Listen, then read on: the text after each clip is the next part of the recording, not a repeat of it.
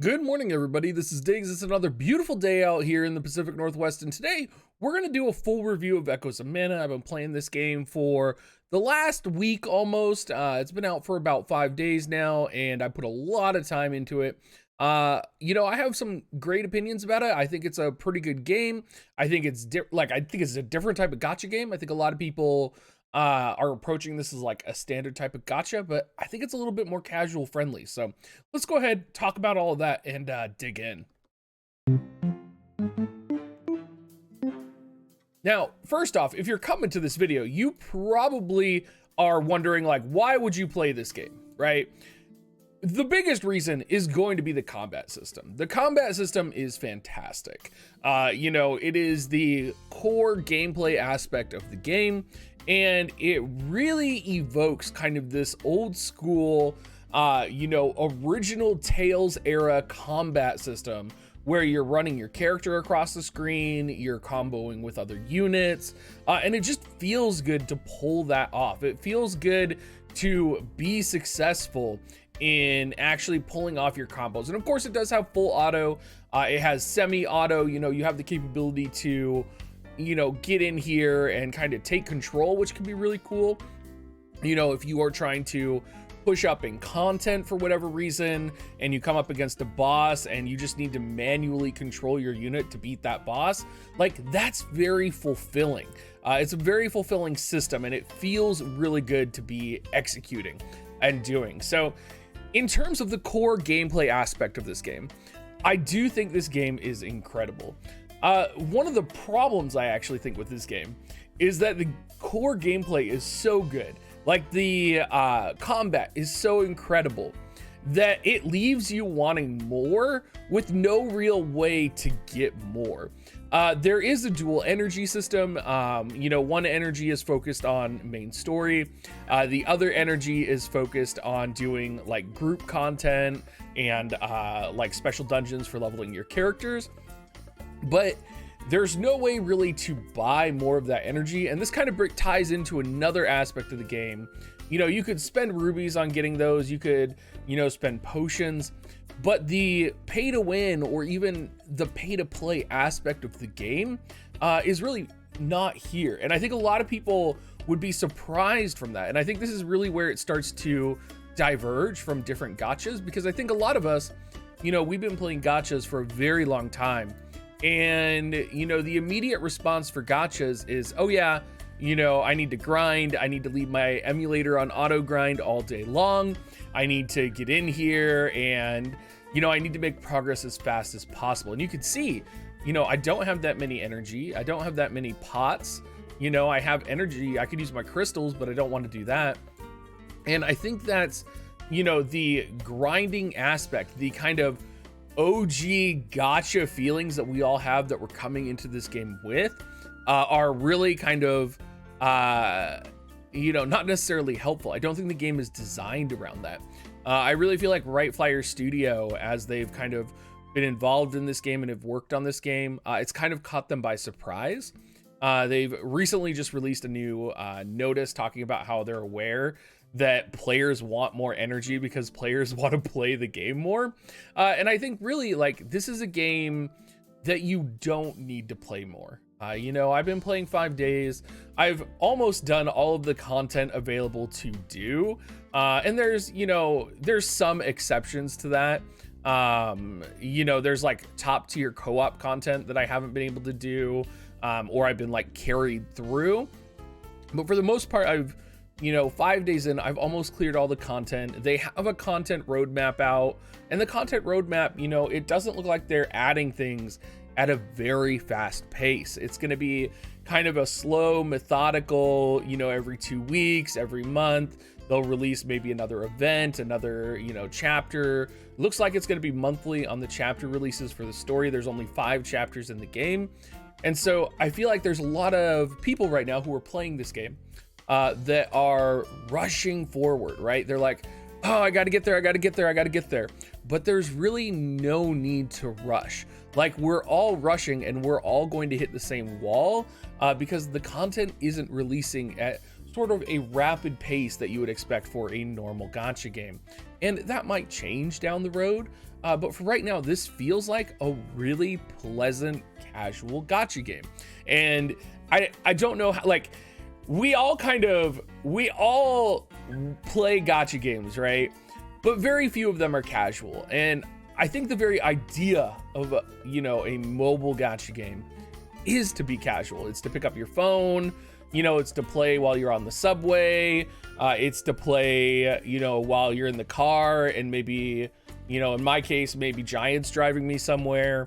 And I think that really is something that comes out here, is you kind of get burst gameplay, and it's, you're not going to be grinding it out for, all day, kind of like I was on Seven Nights 2 or War of the Visions, right? Where you set the auto and you just leave it going and going and going. That doesn't seem necessarily the direction this game's going to go. And I actually think that's a really healthy thing, and is a fresh thing that a lot of people probably are looking for, right? And it'll be curious to see if the kind of appeal to a more casual market will either make the game money or make the game less money. Because I can tell you right now, a lot of the hardcore players, they want more gameplay, and they're spending gems to refresh their energy to get that gameplay to quote unquote progress. Where we're progressing to right now, I'm not sure. But yeah, it's really interesting. Not only is the combat system really interesting, but the actual systems and kind of all of that are really cool. You of course have character levels. You have, if you played War of the Visions or Brave Exvius, you have vision cards, or they call them memories in this game. You have equipment, right? So every character can either have a combination of equipment, memories, and then you can also have a sub support unit as well. And they do have an elemental system in this game, but the elemental system is not the elemental system that you may be used to in other games. You can see you get a 30% bonus here by having the main character paired with Charlotte, right? And that's because the main character, their star levels are at the appropriate levels. It could be more if I kind of invested more, and that's what I'm working on. But the elemental system in this game is almost like I feel like the best way to describe it would be like a Pokemon elemental system. No, actually, no, that's not the right way. It's like, sometimes some enemies have weaknesses to specific elements, but it's not always guaranteed, if that makes. So like, an enemy just can have a weakness, right? Just because you have a water unit doesn't mean they're naturally going to be immune or naturally weak to lightning. So the elemental system is pretty interesting in that regard. Also, some of the 3-star characters are pretty good as well. Charlotte here is one of my main units, and she's a 3-star. And you can also see I have some other 3-star set. So the game is designed to actually use some of the lower rarity units as well. It's actually impossible right now on the release of the game to have, I think there's like one exception, to have a 4-star and 4-star unit subbed, kind of 4-star rarity subbed on each other. I'm sure that'll change as the game goes on, but it is just an interesting factor. There is a lot of, if you played other gacha games where you have to like feed your lower rarity units to ascend your higher rarity units, there's a lot of that going on in the game. So you will be pulling significant amounts of dupes in the game. You will be doing a lot of kind of grinding out of individual characters. And the characters themselves have a lot of different ways to upgrade themselves. And not only do they get stats from their equipment, they also get stats from their memories that they have equipped. The equipment is interesting. The equipment is very RNG. So you're going to be spending a lot of time grinding out this equipment. You can see just the difference. Like, this is an armor piece, but it has so much intelligence on it, right? So the equipment is an interesting aspect to this.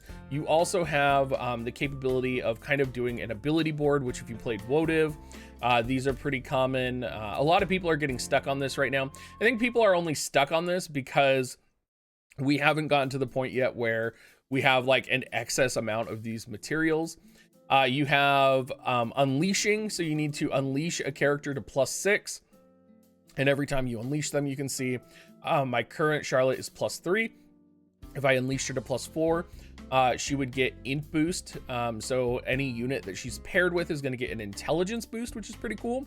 So you're going to get, you know, abilities that way. And then you of course have Ascension, which will level up the base star value. And then when you have kind of fully ascended and fully unleashed unit, you can awaken them to being the 6-star version that they need.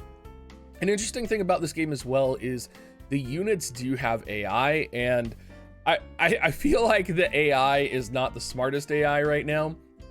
It's very simple.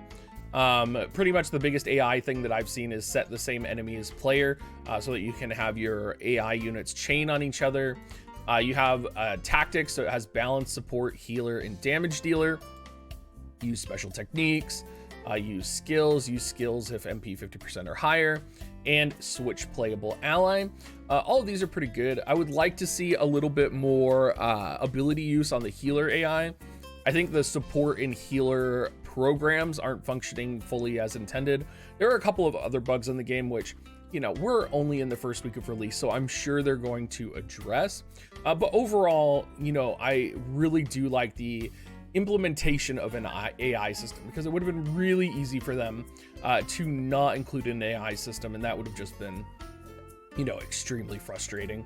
You can see all of her skills here that we have. Of course, Charlotte is my girl because she does have the capability to heal. I'm gonna go ahead and we're gonna talk about memories for a little bit. These are basically the same as vision cards from another game, so they do have abilities on them. They also have unique stats on them, which are pretty cool. So you can see, like, this is recovery amount plus 50%. The game right now is very ambiguous, and I am guessing this is because of translation. So, like, a lot of people get confused on, like, is this the unit getting healed plus 50%? Is this the unit dealing 50% healing more? This particular translation is the individual unit receiving 50% more healing. So there's a lot of ambiguity around, like, what does luck do? What does intelligence do? What does spirit do? What does con do, right? Like, what exactly they do. I'm sure that'll be clarified in time. Even the in-game help menu doesn't really help with that. But again, these are all just like things that can easily be explained and worked on as we go in the future.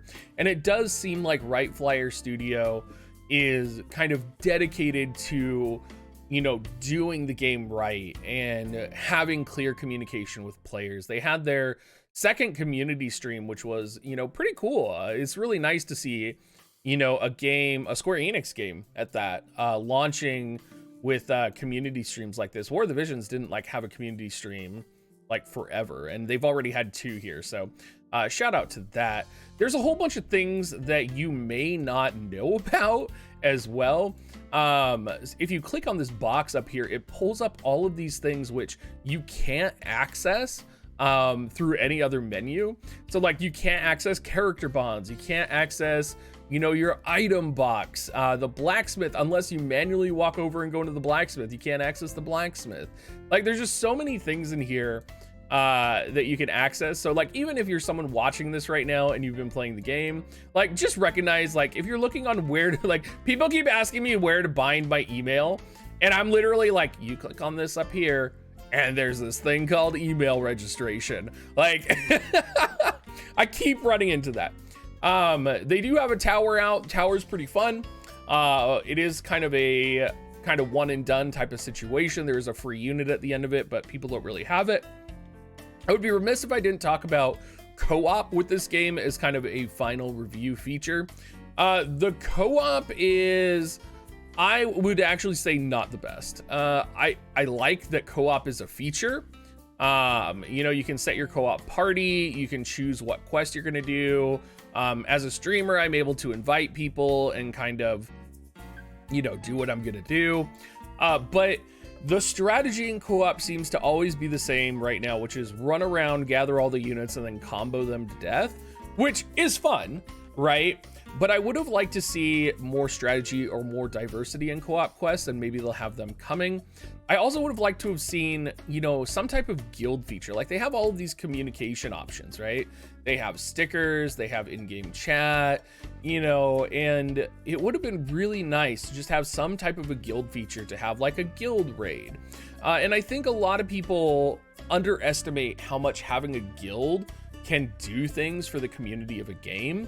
And I really feel like if you're going to have a co-op style game like this, where you're doing missions that you have to pretty much co-op, you really need to have kind of a guild system or even an interface. Like the friend system even feels pretty washed out right now in the game. So I think if there's one thing I would hope to see them work on, it's going to be kind of the social aspect of the game.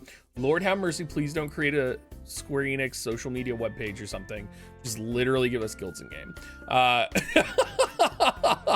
Give us a mail system to send messages to players would be fun. But overall, I mean, I would say the game's very fun. I enjoy it. I'm really loving the game. I think it is just that, you know, it's a casual friendly game. You don't have to grind it out every day. You know, log in, get your update. Like right now I'm on a bingo board that takes 14 days to complete and I get a new 4-star character. So I've kind of accepted, you know, my 4 stars might not get upgraded until I get that ticket and I pull a dupe, and that's okay. You know, because I don't need to upgrade them. You know, I have other things that I can focus on and upgrade them slowly on. So I'm curious what you guys think down in the description down below. Let me know if you've been enjoying Echoes of Mana, if you think Echoes of Mana is going to be a great game for people. And I hope you guys will have a great rest of your day.